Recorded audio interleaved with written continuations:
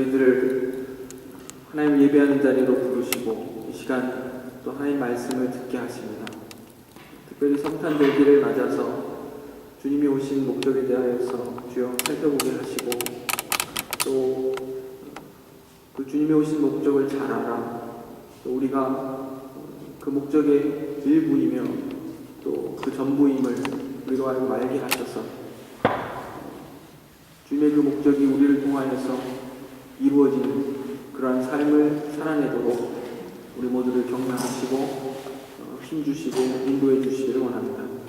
이 시간도 주님 함께하여 주셔서 우리 모두에게 지혜를 주시고 전하는 자, 듣는 자 모두가 성령의 감동 속에서 말씀을 바르게 알고 깨닫는 귀한 시간 되도록 은혜 내려 주옵소서. 감사드리며 예수님의 이름으로 기도드립니다.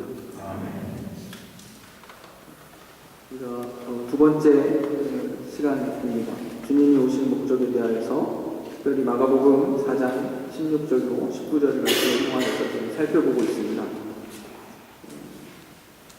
다시금 본문의 어떤 그 중심적 내용들을 잠시 살펴보면 예수님께서 회당에서 이사야의 예언을 읽으셨습니다. 그 내용은 자기에게 성령이 임하신 것은 하나님께서 예수께 기름을 부으셔서 즉 그를 하나님의 메시아로 세우셔서 가난한 자들에게 복음을 전하게 하십니다. 이것을 통해 자신이 누구며 또 그 예수께서 오신 목적이 무엇인가를 드러내고 계십니다. 첫 번째, 가진 것이 없는 자들에게 복음을 전하시는데 이들은 누구인가? 이들은 하나님 앞에서 아무것도 내놓을 것이 없어서 가난한 사람들, 돈이 없어서가 아니라 혹 명예나 권력이 없어서 가난한 자들이 아니라 하나님 앞에서 자신을 의롭다고 내어놓을 수가 없어서 가난한 사람들, 그런 가난한 사람들입니다. 자신에게 참다운 의가 없으므로 굶주리고 목마른 사람들, 이와 같이 그 영원히 가난한 자들에게 복된 소식을 전하기 위해서 예수 자신이 오셨다. 지금 이렇게 증거하고 계신 겁니다. 또 심령이 깨어진 자들이라 이렇게 이야기합니다. 자신의 죄와 악독함 때문에 마음이 찢어지고 무너진 사람들, 이 더러운 죄인이 어떻게 그 하나님의 의에 이룰 수 있을까 절망 가운데에서 안타까워하고 울부짖는 그런 사람들, 이런 불쌍한 자들의 마음을 싸매고 고치고 위로하시기 위해서 하나님께서 예수를 보내셨다. 이렇게 증거하고 있습니다. 그러면 그 복된 소식의 내용은 무엇인가 살펴보면 사로잡힌 자에게 해방을 선포하는 것이라 말합니다. 얽매인 자에게 노임을 선언하는 것이라 이렇게 말하고 있습니다. 누가 잡아 가두어서 갇힌 것도 아니고 또 인간으로 육적으로 얽어매는 갖가지 매임에 입힌 것을 말하는 것도 아니고 이 매임은 하나님으로부터 멀어지게 하고 그로부터 끊어지게 하고 그 하나님을 거슬러 범죄함으로 영적 생명에서 끊어지게 하는 죄의 세력에 얽매이는 것을 말합니다. 소망 없이 영원히 죽어 하나님의 진노 아래 갇혀있는 얽매임, 그것을 말하고 있습니다. 이러한 죄의 속박에서 우리를 자유하게 하시고 날마다 양심을 찌르는 그 고통에서 노임받게 하시고 끊임없이 유혹하고 협박하여 우리를 죄에 몰아넣는 마귀의 세력에서 노임받게 하시는 하나님의 은혜라 이것입니다. 마귀의 시험을 이기시고 귀신 들린 자를 고치시고 각색 병든 자들을 고치시는 이 누가복음 4장의 문맥이 이것을 뒷받침하고 있습니다. 하나님께서 허락하신 복된 땅에서 그 삶의 터전을 잃어버리고 은혜로 베푸신 것들을 죄로 팔아 다 탕진하고 이제는 살 길이 없어서 죄의 노예가 되어 사는 비참한 자들에게 이제는 기쁨의 해가, 은혜의 해가 선언되고 있는 것입니다. 네가 잃어버렸던 그 복된 삶의 터전으로 다시 돌아가라. 하나님과의 그 복된 생명의 교제로 다시 돌아가라. 이렇게 선언하시기 위해서 그리스도가 이 땅에 오셨다는 것입니다. 티끌과 제 가운데 앉아서 자신의 비참한 영혼을 슬퍼하던 너희들을 위로하기 위해 메시아를 보내신 것이다. 지금 선언되고 있는 것입니다. 자신의 죄와 비참한 그 영적인 상태를 슬퍼하고 통곡하는 자들에게 그 슬픔의 상복 대신에 기쁨의 기름으로 그 얼굴을 윤택하게 하시고 절망으로 꺼져가는 영혼 대신에 찬송의 옷을 입히시기 위해 그리스도를 보내셨다. 이것입니다.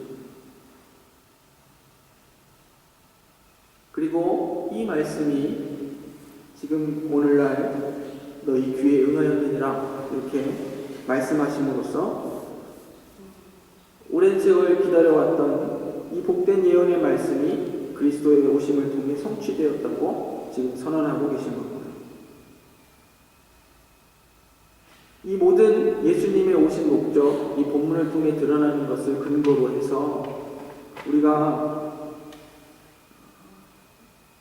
지난 시간에 우리 개인이 이 예수 그리스도의 사역을 통해서 하나님 안에서 새로운 인격을 가진 새로운 사람이 되었다는 사실에 대해서 함께 배웠습니다.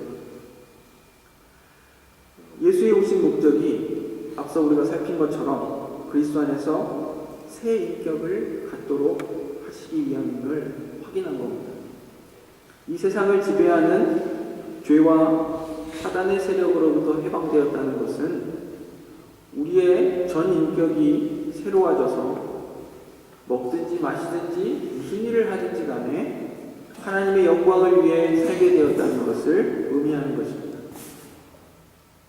우리 각자가 새 사람으로 늘 생활하고 존재하고 그 새 사람의 정서와 의지와 생각을 가지고 또 새 사람으로서 하나님께 대하여 늘 사랑을 품고 또 사람에 대하여서도 사랑을 나타내고 있으면 그는 그리스도로 말미암아 새 사람으로 지음을 받은 그런 사람인 것입니다.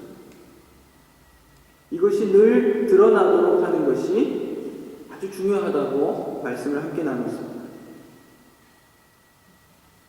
물론 이처럼 우리를 구원하여 우리 안에 하나님의 말씀에 순종해서 살고자 하는 마음과 믿음을 주신 것은 하나님의 그 은혜로운 역사의 결과입니다.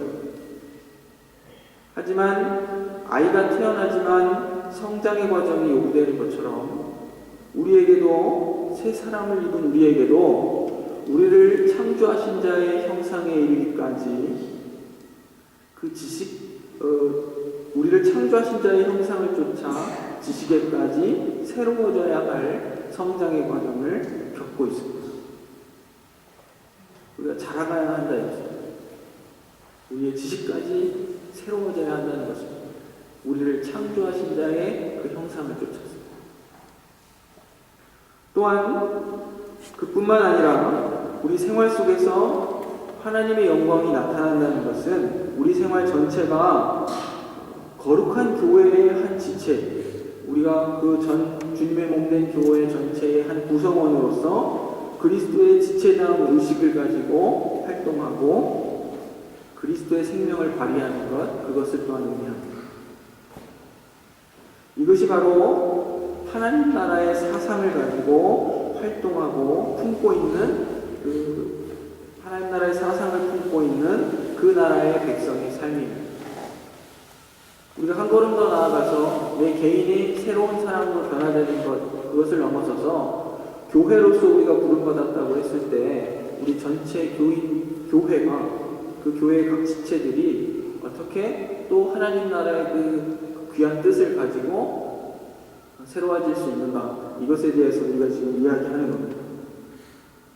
우리가 하나님의 거룩한 통치 안에서 살고 있다는 사실이 우리의 현실 속에서 잘 드러나야 됩니다. 먹든지 마시든지 무엇을 하든지 우리 인생의 모든 면에서 하나님의 영광이 드러나는 것을 볼 수 있어야 된다 이것입니다. 그런데 중요한 것은 우리는 생각할 때 어떤 특정한 행위들이 하나님의 영광을 나타낸다 이렇게 생각합니다. 쉽게 얘기하면 밥 먹는 것보다 예배 드리는 게 더 거룩하게 느껴질 수 있다는 것이죠. 그런데 바울 사도를 통해서 우리가 확인하는 것은 무엇입니까? 먹든지 마시든지 무엇을 하든지. 우리는 늘 어떤 구체적인 행위들이 좀 더 거룩하고 거룩하지 않은 것이라 생각을 하는데 하나님은 그렇게 말씀하시지 않는다 이거죠.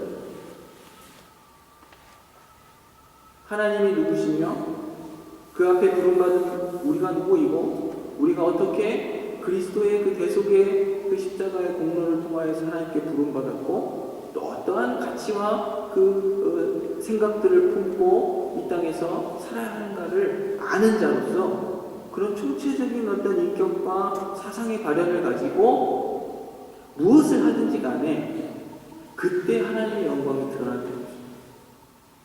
참 설명하기가 쉽지는 않죠. 제가 여러분께 1번부터 10가지를 제시합니다. 이 10개는 거룩한 것이니 오늘부터 지키시오. 그럼 그것만큼 쉬운 게 없는 거죠.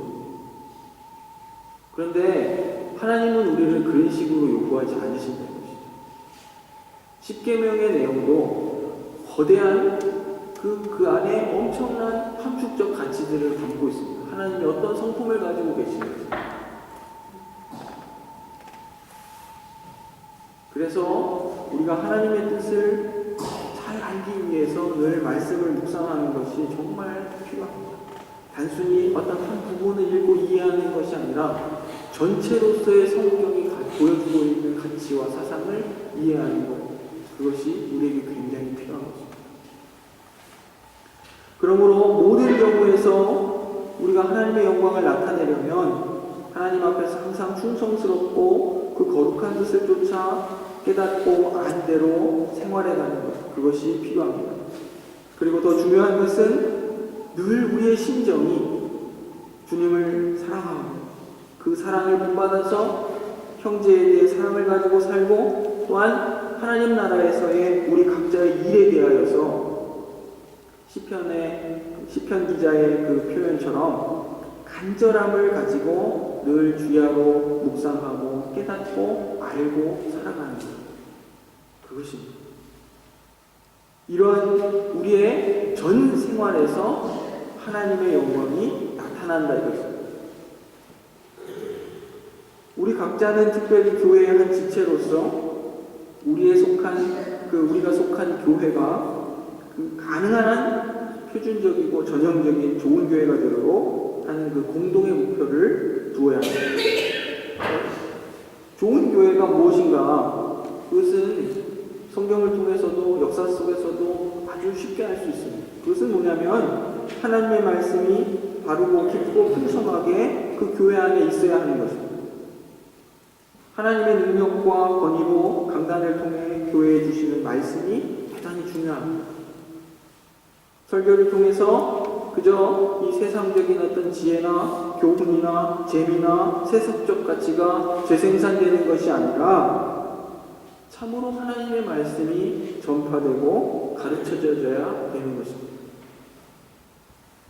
또한 모범적인 좋은 교회가 되기 위해서는 교회는 자신이 그리스도의 교회라는 사실을 밝히 보이고 교회가 받은 바 그 거룩한 사명을 잘 감당해야 합니다.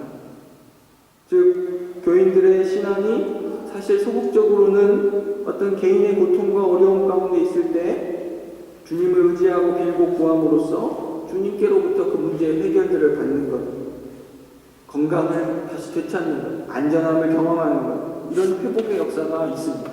하지만 그것만이 전부가 아닙니다. 그보다는 더 적극적으로 우리 각자가 교회의 일원으로서 자기의 본분을 다할 수 있도록 모든 은혜를 주시고 은사를 베풀어 주신다.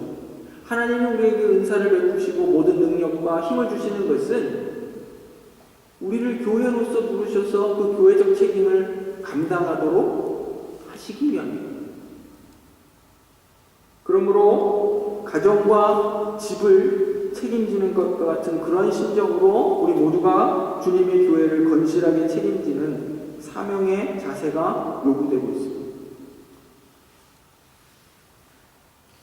마지막으로 하나님의 영광을 잘 드러내기 위한 교회의 한 지체로서 우리가 또 유의해야 될 한 가지는 우리의 그 영광의 목표를 위해서 우리가 영광의 목표를 위해서도 행하지만 그 행하는 방법 자체도 하나님께 연락되어야 한다는 사실을 기억해야 됩니다.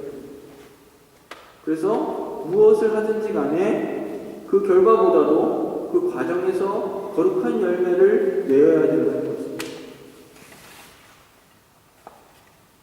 우리는 그리스도 안에서 새 사람을 입은 자들로서 특별히 각 개인의 그 위치를 넘어서 교회의 그 한 지체로서 하나님의 영광을 나타내는 삶을 살도록 초대되었습니다.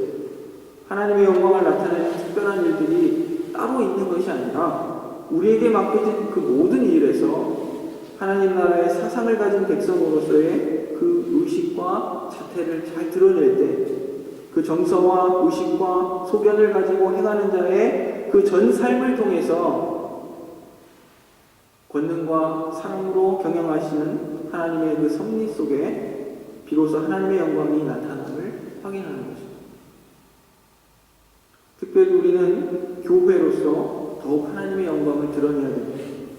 하나님의 말씀이 바르고 깊고 풍성하게 전해지는 일을 통해서 우리가 그 영광을 드러내는 것입니다. 우리가 그리스도의 교회임이 세상 가운데 드러나는 것입니다. 또한 우리가 건실하게 교회를 책임져야 할 사명을 갖고 있습니다. 그래서 말씀드린 것처럼 가족을 책임지는 심정으로 책임을 다하는 자세가 요구됩니다. 그저 흘려 들으시면 안 됩니다. 가족을 책임지는 자세. 가족을 책임지고 계시니까 아시죠? 가족을 책임지는 자세.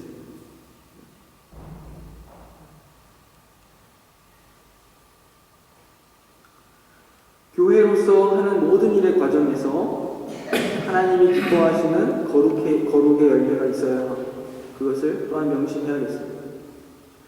우리를 더욱 하나님을 배워야 하며 깨닫고 그분의 성품을 우리 안에 담고 또 우리의 체질이 되게 해야 합니다. 우리의 지식과 정신과 심정이 하나님의 성품으로 채워져서 정말로 형제를 사랑하고 이 세상의 모든 일들을 하나님 나라의 가치와 질서에 따라 행하고 감당해야겠습니다. 이를 위해서 우리 모두 간절한 심정으로 말씀을 묵상하고 또 하나님의 귀한 뜻을 깨달은 자로서 교회를 책임져 갈 수 있기를 간절히 바랍니다. 지난 시간에 중요한 내용들을 한 가지 다룬 것이 있었는데 새 사람을 입은 자가 하나님의 영광을 위해서 살고 또 하나님의 영광을 위해서 사는 데 있어서 아주 중요하게 기억해야 될 한 가지가 하나님의 섭리를 잘 기억하고 인정하는 것이었습니다. 그것은 더 구체적으로 말하면 모든 것이 합력하여 선을 이루는 성도의 삶에 대한 것입니다. 아브라함의 인생을 한번 떠올려 보면 우리가 잘 알 수 있을 것 같습니다. 우리는 늘 아브라함에게서 그 아브라함이 멋진 믿음을 발휘했던 마치 독생자 아들 이삭을 하나님께 드렸던 장면을 기억할 때가 많습니다. 그런데 그 이전에 하나님께서 그 아브라함에게 그런 믿음의 고백을 받아내시기까지 아브라함을 인도하셨던 그 아브라함의 인생을 우리는 잘 기억하지 못할 때가 많습니다. 아무것도 알지 못하고 그 고향 땅을 떠나 이름 모를 신에 의해서 떠밀려 그 여행을 시작한 아브라함. 그 인도를 받아 이리저리 다니지만 뭔가 실수와 어떤 부족한 모습들을 반복하여 보이는 그 아브라함.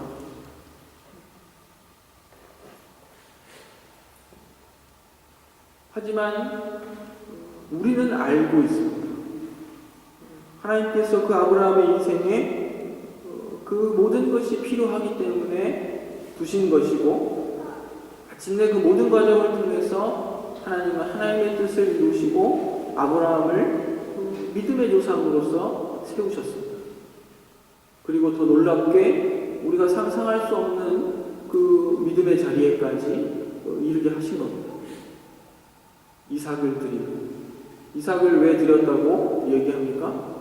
히브리서 기자의 표현을 통해서는 다시 살리실 것을 믿었다 얘기하는 겁니다.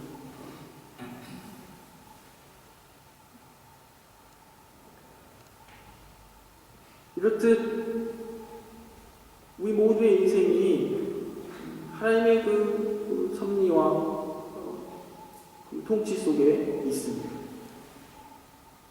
하나님의 경영하심 속에 있습니다. 이 사실을 기억하시고 우리 각자에게 맡겨진, 또 교회로서 맡겨진 사명을 잘 감당해야 하는 것입니다.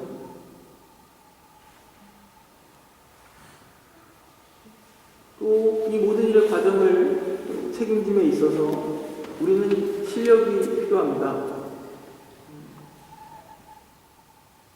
최근에 저도 제 스스로가 하나님 앞에서 성장하고 있구나 이런 것들을 느낄 때가 언제냐면,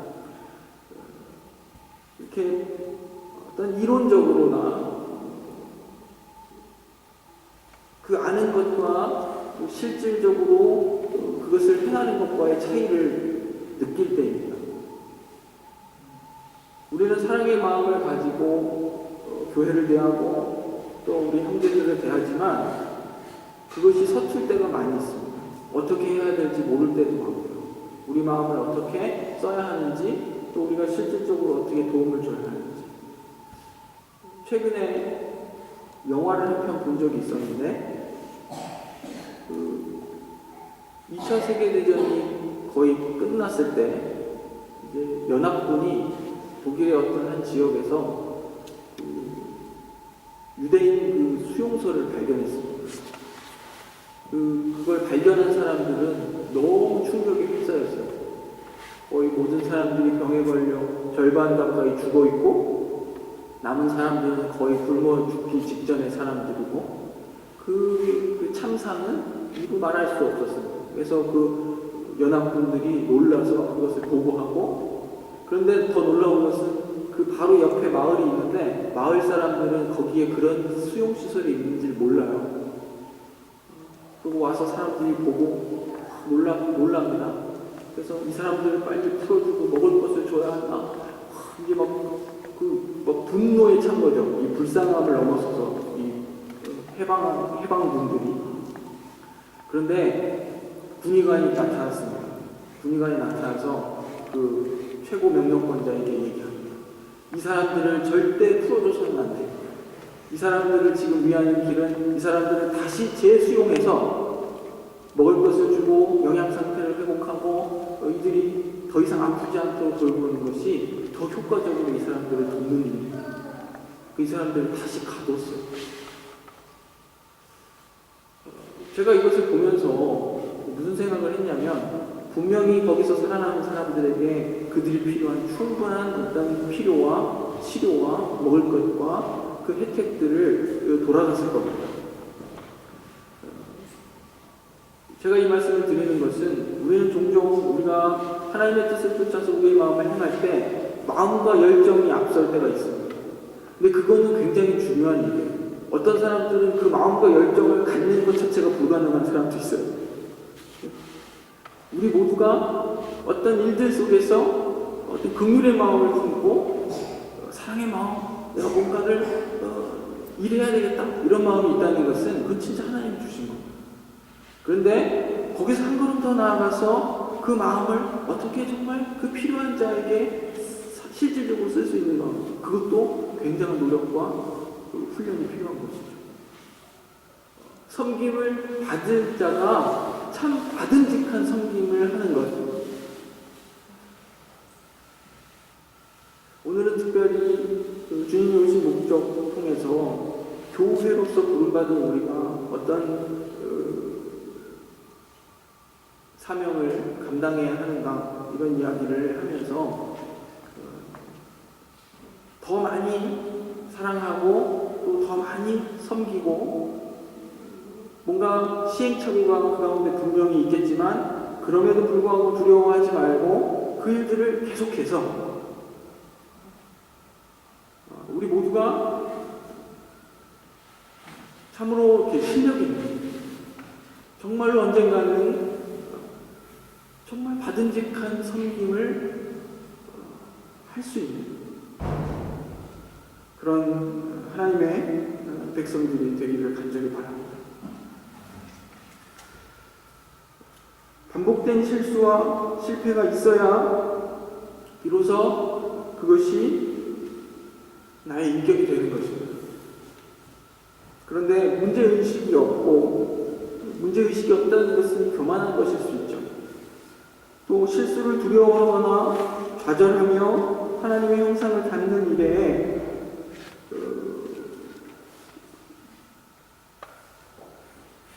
이렇게 좌절하게 되면 하나님의 형상을 담는 일에 진전이 없는 것입니다. 하나님의 형상이라는 것은 의와 참된 그 거룩함의 성품을 입는 일이겠죠. 여러분, 지금까지 잘 하고 계시는 것 같습니다. 앞으로도 두려워 마시고 주저하지 마시고 주의 말씀대로 행하시길 바랍니다. 그래서 마침내 우리 모두가 정말로 하나님의 성품이 우리의 체질이 되는 그러한 때가 오기를 간절히 소망합니다. 기도하겠습니다. 하나님 아버지, 참으로 죄와 죽음의 세력의 그 속박 속에 있던 우리들을 구원하시고 우리로 하여금 참된 자유와 은혜의 해를 경험하게 하십니다. 그리스도 안에 우리가 참 생명과 자유와 그 모든 해방을 경험합니다. 이제 이 모든 은혜를 경험한 자들로서 새로운 인격과 생각과 그 지식을 가지고 하나님의 교회로서 우리가 그 사명을 감당해 가기를 원합니다. 주여, 교회가 늘 하나님의 말씀으로 풍성케 하시고 그 말씀이 늘 깊고 바르고 풍성하게 증거되어질 수 있도록 주님 지켜주시니 또 우리로 하여금 하나님의 교회를 섬겨갈 때에 정말로 가정을 섬기는 그 마음과 심정으로 전심으로 주의 몸된 교회를 섬겨가고 또 우리 형제된 이들을 섬겨갈 수 있도록 붙들어 주옵소서. 또한 그 과정에서 반드시 하나님 기뻐하시는 거룩한 열매를 낼 수 있도록 우리를 주장해 주시길 원합니다. 꼭 우리가 아는 것이 늘 부족하고 또 늘 우리의 경험이 부족하고 또 우리가 사랑의 실력이 부족하여서 겪는 아픔들과 실패들이 있습니다. 하지만 주여, 우리로 하여금 더 힘을 내게 하시고 마침내 하나님의 성품을 정말로 우리의 것으로 소유할 수 있게 하시고 주님을 닮아 주님의 뜻을 이루며 주님의 그 긍휼과 사랑이 많으신 성품들을 잘 발현하는 자들이 될 수 있도록 우리 모두를 주장해 주시기를 원합니다. 주여, 용기를 내게 하시고 주님, 우리에게 참으로 하나님을 닮아가고자 하는 주님을 사랑하는 그 마음 늘 허락해 주시기를 원합니다. 그리고 마침내 그 마음과 심정들이 정말로 인격이 되어 우리에게 함께 하도록 하신 우리 형제들과 이웃들과 이 세상 함께 사는 자들과 그 모든 인격들을 나눌 수 있도록 주여 붙잡아 주시옵소서. 감사드리며 예수님의 이름으로 기도합니다.